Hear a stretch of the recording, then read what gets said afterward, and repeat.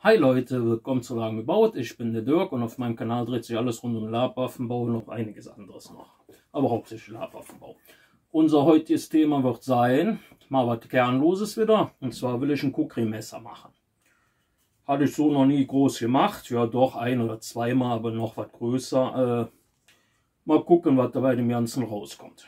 Ja, man will sein Arsenal ja mal ein bisschen erweitern. Vielleicht ist das für den einen oder anderen, für seinen Charakter interessant, so ein Ding mal zu bauen. Dann hoffe ich mal, das ganze Thema gefällt euch. Bleibt dabei. Wir sehen uns. Dann wollen wir mal anfangen. Ich habe da schon ein bisschen wieder was vorbereitet. Und zwar, wie gesagt, erstmal Monitor, mal wieder vom Papier erstmal eine Schablone gemacht, die dann anschließend auf Pappe übertragen. So wie ihr das dann ungefähr haben wollt. Ja, kennt ihr ja schon so ein bisschen, wer schon ein paar Videos gesehen hat. Dann bin ich hingegangen. Habe aus Dreiermatte, kann man natürlich auch 6er oder 10er, je nachdem wie dick und klobig ihr das haben wollt. Ich habe es jetzt ein bisschen mal wieder schlank gehalten. Das sind zwei 6er Matten in schwarz, selbe Schaumstoff, nur halt in schwarz. Und aus Dreiermatte quasi die Griffstücke. Ja? Das ist eigentlich schon mal so ziemlich alles, was ihr für das Ding braucht. Dazu kommt dann noch Stücke mit Fliegengitter. Das werden wir dann hier auf die Dreiermatte einkleben. Das hier brauchen wir nicht, das ist zu viel. Dann Heißkleber und Pattex erstmal. So, dann fangen wir mal an. Jetzt gucken, ob die Heißklebepistole schon warm ist. Kann auch sein, ich weiß noch nicht, kann auch sein, dass ich das Ganze ein bisschen breit gehalten habe hier. Ich glaube, das kann man noch ein bisschen dünner machen.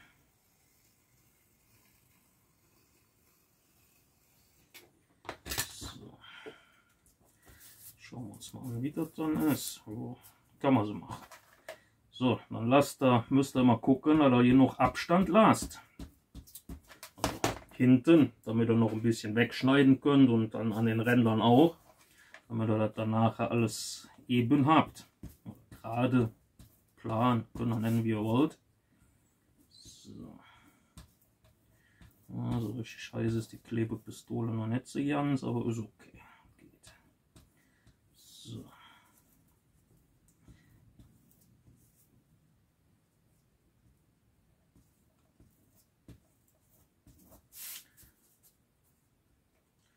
Ja.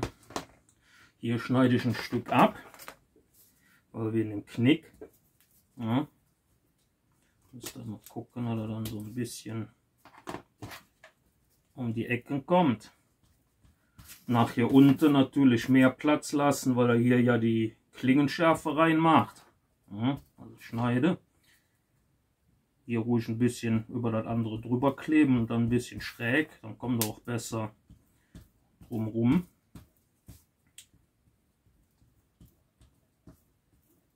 So.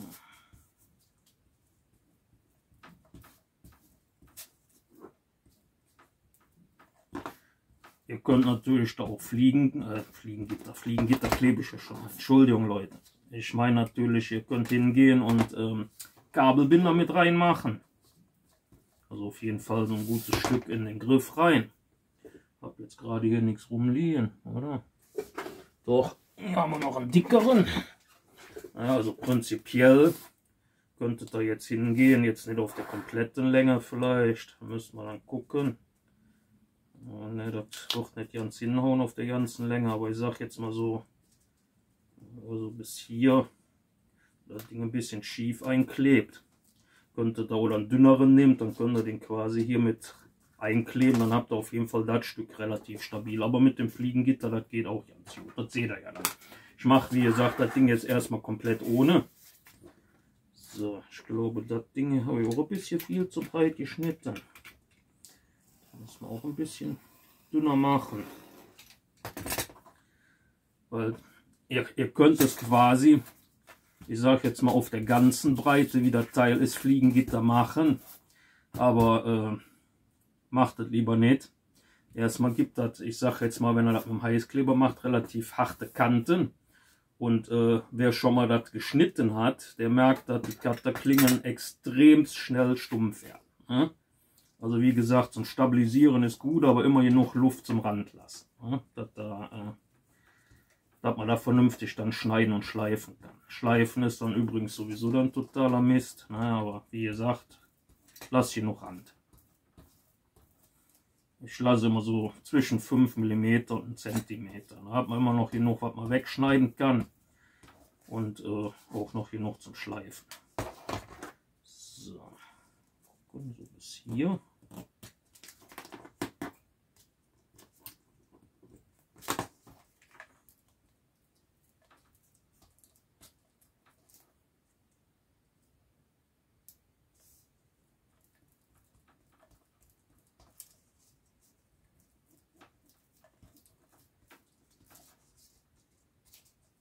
Könnt natürlich auch andere Sachen da einkleben, wenn ihr das wollt. Leder geht auch. Und auch andere Sachen. Beim Leder zum Beispiel könnt ihr natürlich auf der kompletten Fläche einkleben. Ne? Also das geht dann auch gut. Ist zwar auch ein bisschen, ich sag jetzt mal, nicht ganz so schön zum Schleifen. Weil das immer dann so ein bisschen bröselt durchs Leder. Aber das geht. Das zum Beispiel könnt ihr machen. Könnt natürlich auch komplett nur Kabelbinder einkleben. Das geht natürlich auch. Aber das hängt davon ab, wie weich oder wie flexibel ihr das haben wollt. Wenn ihr das so richtig steif haben wollt, macht ihr Fliegengitter und Kabelbinder rein. Und bei der Dicke hier, wenn ihr da 2 Stück auf jeder Seite das wird dann so richtig steif. Aber das will ich bei den Dingern diesmal ja nicht haben. So, dann haben wir jetzt das Fliegengitter schon mal eingeklebt. Dann gucken wir mal, Schraubenzieher. Habe ich natürlich wieder verschlummt, aber das kennt ihr bei mir ja schon. Ne? Dann nehmen wir uns den Pattex. Ja. Gibt ja nichts über eine ordentliche Unordnung bei mir. So, nehmen wir einen alten Pinsel und ein Stück Zeit. So, schauen wir mal. Dann gehen wir wieder hin. Kennt das ja schon. Drauflegen, umdrehen. Dann habt ihr immer das Richtige. So, fangen wir mal an.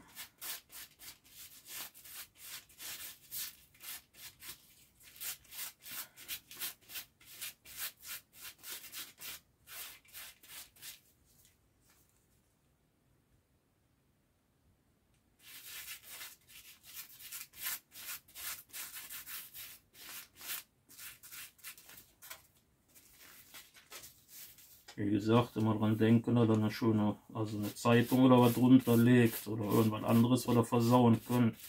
Ein Pattex oder auch bei der Farbe gleich. So.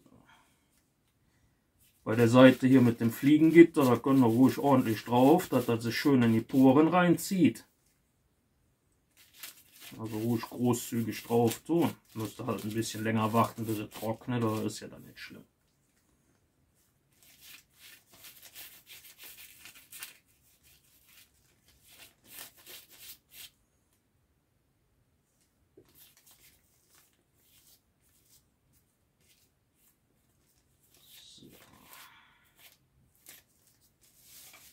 So, das Ganze lassen wir jetzt erstmal antrocknen und das machen wir dann auf beiden Seiten.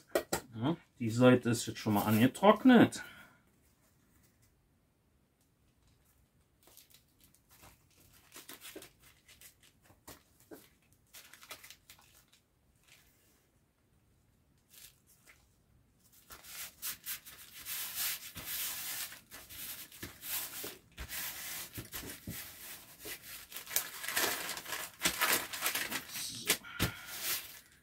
Machen wir das Ganze auf der anderen Seite auch wieder aufklappen. Na, kennt das ja.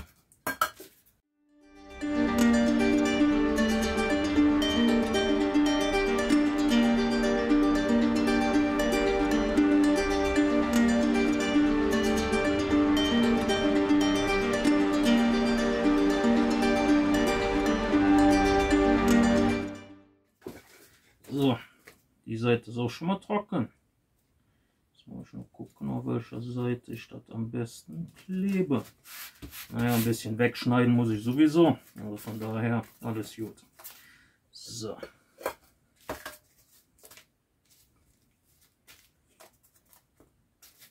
Ups.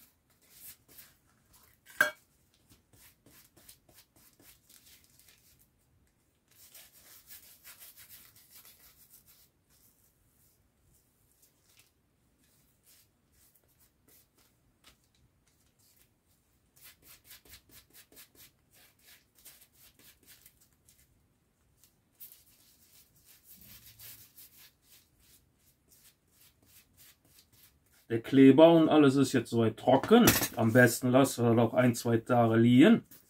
Wie ihr seht, das ist ein bisschen wabbelt es schon durch die Farbe und so was. Nachher wird das dann noch ein bisschen stabiler. Ja. Aber wie gesagt, wenn es euch zu wabbelig ist, macht Fliegengitter, nicht Fliegengitter, Kabelbinder mit rein.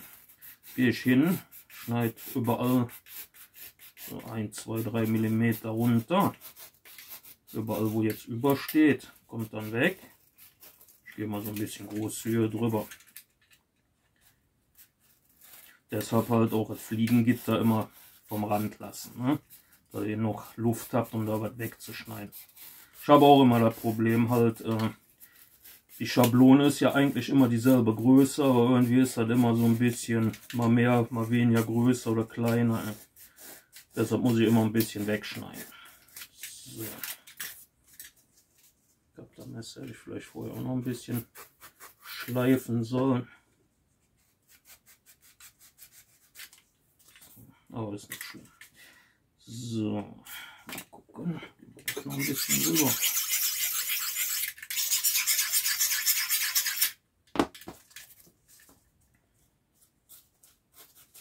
Ah, schon viel besser.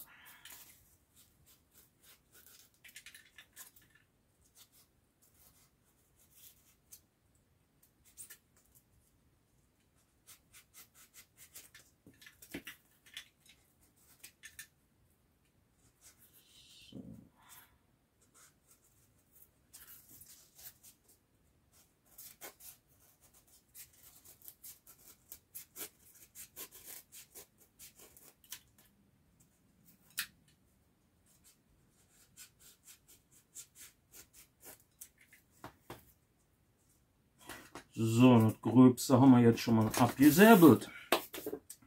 Dann werden wir das Ganze jetzt erstmal ein bisschen beischleifen, dass das alles schön eben und rund und alles seine richtige.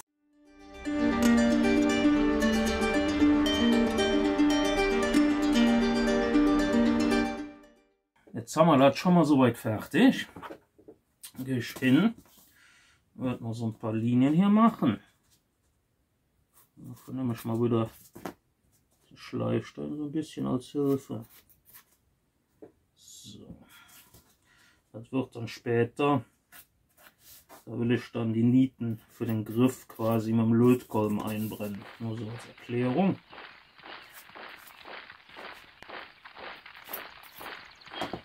Also ungefähr mittig. Mache ich jetzt mit dem Augenmaß. Ihr könnt natürlich auch, wenn ihr so ganz pingelig seid, könnt ihr natürlich auch hingehen und das Ganze ausmessen. Ja. So, dann fangen wir mal an. Da haben wir noch die Klinge.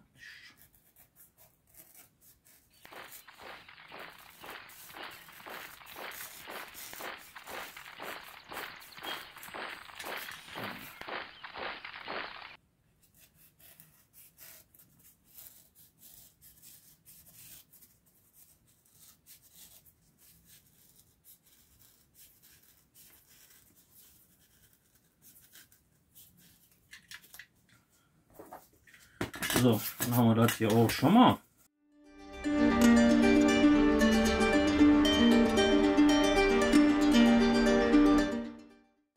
Ich sehe gerade, das ist nicht so 100%ig hier. Da müssen wir noch ein klein wenig weiter wegschneiden.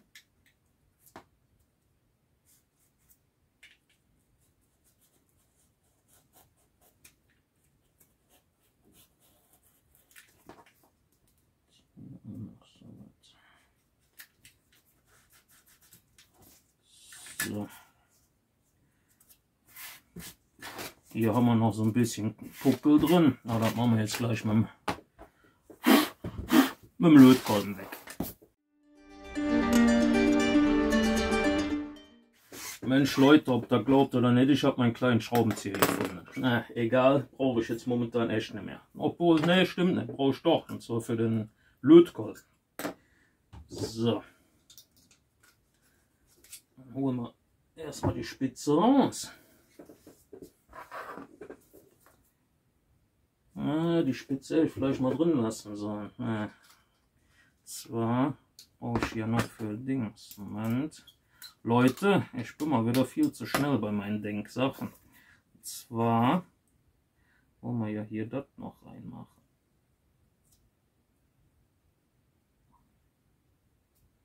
So. Gut, dass die Teile nicht so schnell an Hitze verlieren.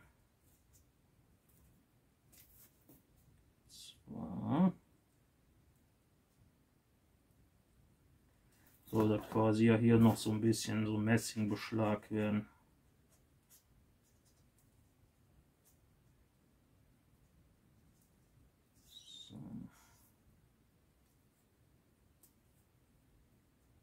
So, dann haben wir das jetzt schon mal. Ne? Jetzt können wir die Spitze ausmachen. So. Auf Seite. Gehen wir hin.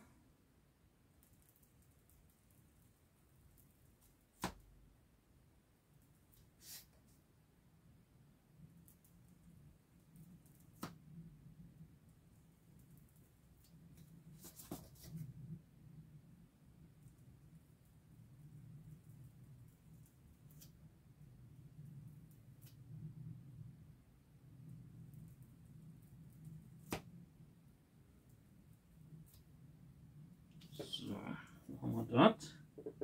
Dann will ich jetzt optisch noch was mal ausprobieren. Mal gucken, ob das aussieht. Dafür mache ich mal eine andere Kameraeinstellung. Zwar gehe ich mal ein bisschen näher ran. Mal schauen. Das Ding kriegt jetzt noch eine Blut drin. Und zwar werde ich mal hier hinten anfangen.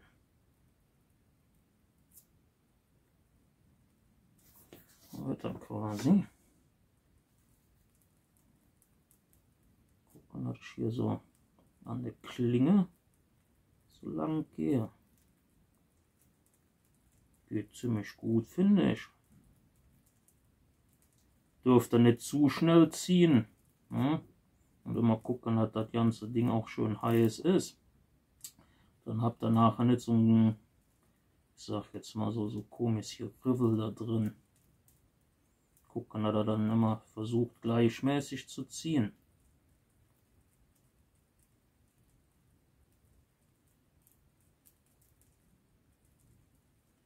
So was in der Art wollte ich schon immer mal ausprobieren. Mal gucken, wie das dann nachher aussieht.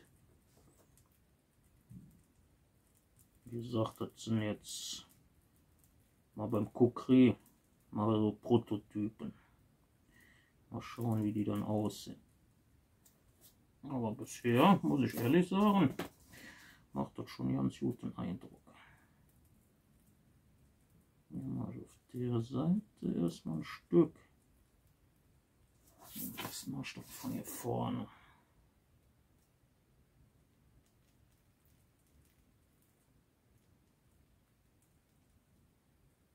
Vorne was festhalten, damit das sich nicht wegdrücken kann.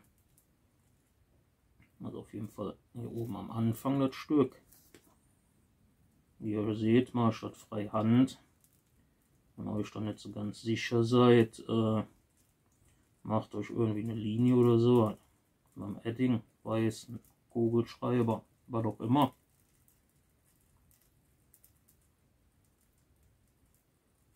Und dann gucken, dass das so möglichst gleichmäßig zieht.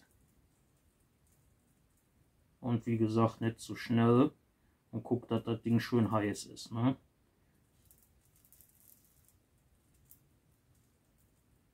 So. Oh, schön. Das sieht doch schon mal ganz gut aus. Dann können wir das Ganze jetzt mal glätten. Dafür brauchen wir dann den Heißluftföhn. Das Ding können wir gleich wieder ausmachen. Ja Leute, dann wollen wir das Ganze jetzt erstmal ein bisschen mit dem Heißluftföhn glätten. Ne?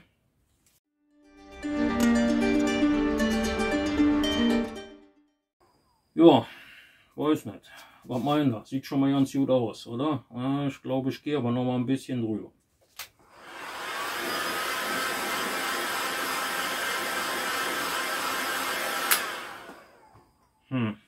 Tja Leute, ich glaube, ich habe bis hier, das zweite Mal wäre ich besser nicht drüber gegangen.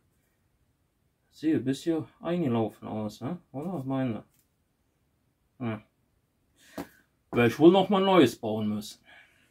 Ne, war Spaß. Ich habe natürlich zwei Teile. dran gekriegt. So, dann geht es jetzt weiter. Kleiner Joke am Rande. Dann fangen wir mal an, das Ganze zu pinseln. Ich nehme diesmal wieder Latex. Können wir natürlich auch Flexipaint nehmen. Das ist eigentlich Pott wie Deckel, je nachdem, was ihr lieber mögt. Ne?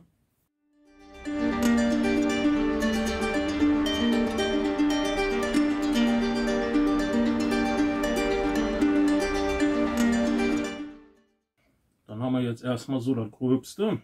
Dann werden wir wieder, den Rest machen wir dann auch, wenn das hier trocken ist. Dann wird das jetzt erstmal auf Seite hangen.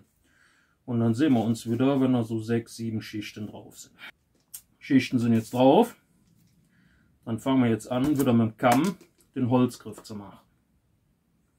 Dafür machen wir erstmal wieder eine Schicht drauf und schwarz beim Griff.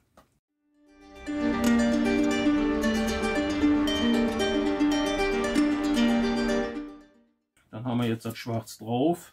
Die für die Nieten haben wir jetzt erstmal freigelassen. Und dann gehe ich jetzt wieder mit dem Kamm hin. Also ich habe festgestellt, wenn man das so ein bisschen nur mit den volleren Zinken macht, dann kann man das bei kleineren Flächen besser hinkriegen. Also das sieht sonst wirklich aus, als wenn das einer mit der Kratze durchgezogen hat. Da kann man dann auch noch so ein bisschen nachjustieren. Vor allen Dingen hast du immer hier vorne ein bisschen die Probleme, dass da halt mit den Zinken, dass das noch nicht so ganz klappt. Da kann man dann mit den vorderen ein bisschen nachgehen. Ja. So, gehen wir hier auch noch was drüber.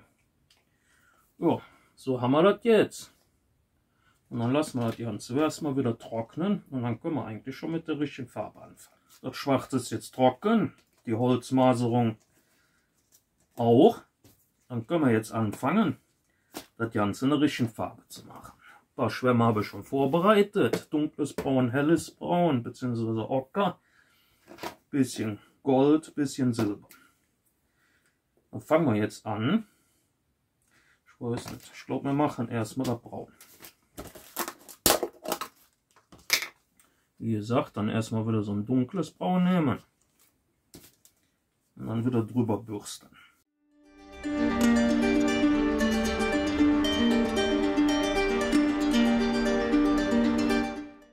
Ja, dann wird die Farbgebung schon mal fertig. Dann haben wir das ganze Ding noch was zum Trocknen weghängen. Die Farbe ist jetzt soweit trocken. Ich habe jetzt hier noch so einen kleinen Kleck Silber drauf gemacht, damit man die Niete besser sieht. Hatte ich jetzt im Video vergessen, euch zu zeigen, aber ist ja okay, denke ich mal. So, dann fangen wir jetzt an und topcoaten das ganze Teil.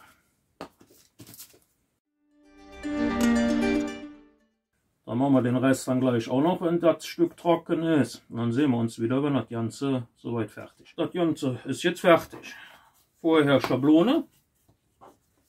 Und so sieht das jetzt aus, wo es fertig ist. Na? Geht eigentlich vom Dings her. Ein bisschen wabbelt es, wie gesagt. Können da natürlich noch Kabelbinder reinmachen, aber als Wurfmesser. Es war jetzt auch nicht gedacht, dass das einen Kern kriegt. Ich denke mal, ist ganz okay. Liegt gut in der Hand. Ich werfe jetzt mal nicht, bevor ich wieder irgendeinen hinter der Kamera damit erstochen oder irgend so was habe. So, dann hoffe ich mal, das ganze Thema hat euch gefallen. Ich wünsche euch noch einen schönen Sonntag. Dann sehen wir uns bei einem meiner nächsten Projekte. Wir sehen uns.